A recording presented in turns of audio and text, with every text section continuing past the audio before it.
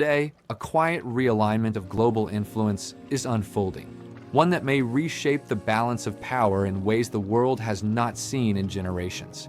While headlines focus on elections, market turbulence, and regional disputes, a far more strategic transformation is taking place beneath the surface of international politics. Across continents, nations long considered peripheral to global decision-making have begun coordinating their ambitions and imagining a future where influence is shared rather than centralized. This shift is subtle, deliberate, and often overlooked. But if it continues, its impact may redefine the architecture of global power. Welcome to the Atlas World Report. I'm Atlas Gray. In today's analysis, we examine a question increasingly discussed in policy institutes and global financial circles.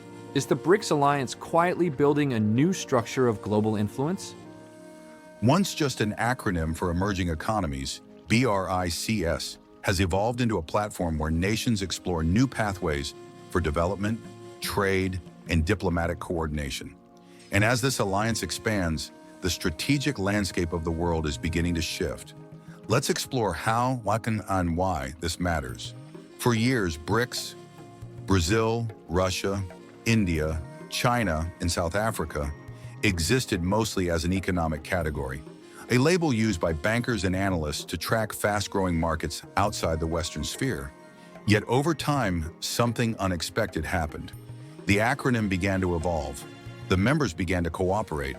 The cooperation began to form strategy, and the strategy began to challenge assumptions about how global power should function.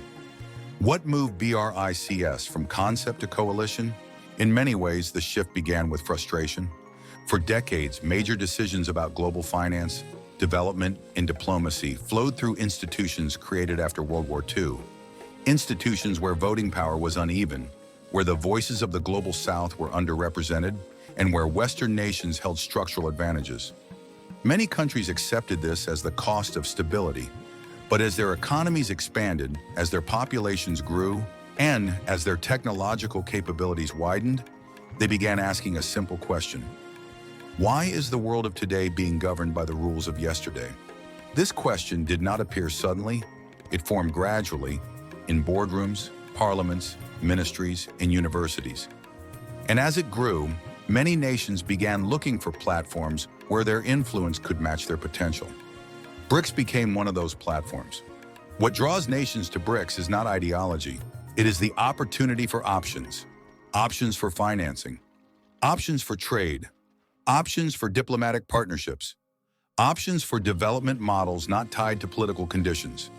In a world increasingly defined by uncertainty, BRICS offers flexibility. And for emerging nations, flexibility is power.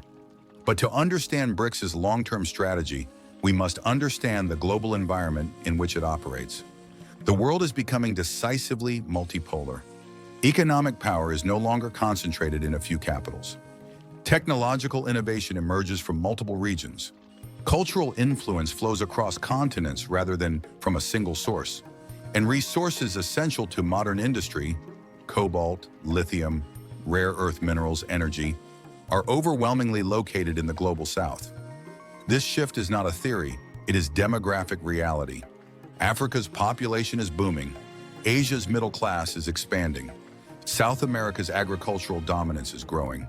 And the Middle East is diversifying into energy, finance, and technology.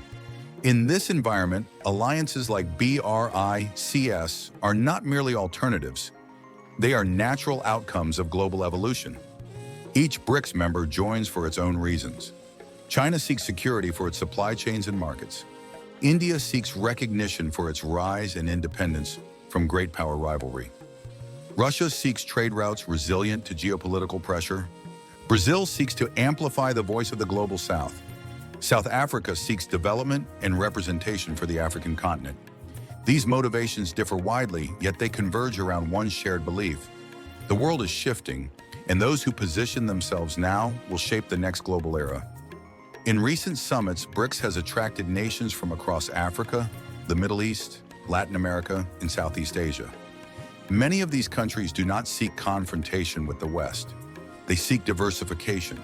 They want the ability to trade in local currencies. They want financing not tied to political conditions. They want partnerships that respect domestic priorities. They want to negotiate globally without relying on a single bloc. In short, they want agency. This desire is reshaping how the BRICS alliance behaves. BRICS is not forming a military pact. It is not building an ideological coalition. It is not trying to replicate NATO or the European Union. Instead, it is building something more flexible, a multi-regional network of economic, diplomatic, and developmental cooperation. This is why BRICS expansion matters. Not because new members add symbolism, but because they add capacity. Middle Eastern states bring energy leverage. African states bring minerals and demographics.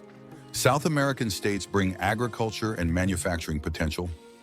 Asian states bring technology, trade routes, and strategic geography. As we continue this analysis, it becomes clear that BRICS is not just an economic grouping. It is a signal of a changing world. Nations across Africa, the Middle East, Southeast Asia, and South America are reassessing their strategic positions. Many are no longer content with a single avenue of development or a single axis of negotiation. They want options. They want flexibility. And increasingly, they see BRICS as a platform that offers both. Yet the alliance faces real internal challenges, competing interests, regional rivalries, and differing strategic priorities. The question is not whether these challenges exist, but whether BRICS can navigate them while still shaping the direction of global power. We now turn to the deeper implications of this shift and what it tells us about the future of global governance. The future of global governance. For decades, the West occupied the center of global negotiation, financially, militarily, technologically, and diplomatically, and it remains extraordinarily powerful today. But the rise of BRICS signals that influence is no longer a monopoly. It is becoming a negotiation. A multipolar world does not weaken global power. It redistributes it. Western alliances continue to lead in innovation, governance, security, and infrastructure. BRICS adds new centers of gravity, new hubs through which trade, diplomacy, and investment can flow. This expansion does not diminish one side or empower the other. It broadens the landscape of global decision-making. But the rise of BRICS also introduces new challenges. Coordination is complex. Strategic visions differ, political systems conflict, and internal tensions, such as India-China rivalry, shape how deep integration can realistically go. Yet despite these challenges, BRICS continues to grow, driven not by unity of ideology, but by unity of intention, to ensure the next chapter of global power includes multiple authors. As this alliance matures, global institutions will be forced to adapt. Financial systems will need to accommodate multiple currencies. Trade networks will need to function across overlapping blocks. Diplomacy will require engagement with a greater diversity of global voices. We are entering a world where influence flows through multiple channels, not one. As BRICS continues to evolve, one truth becomes clear. The world is entering a new phase of distributed influence. Not a replacement of existing powers, but an expansion of global participation. Whether BRICS becomes a defining pillar of the future or one influence among many, its rise reflects a world that is becoming more interconnected, more complex, and more diverse. I'm Atlas Gray. This is the Atlas World Report. Stay informed, stay aware, and stay prepared for the world that's coming next.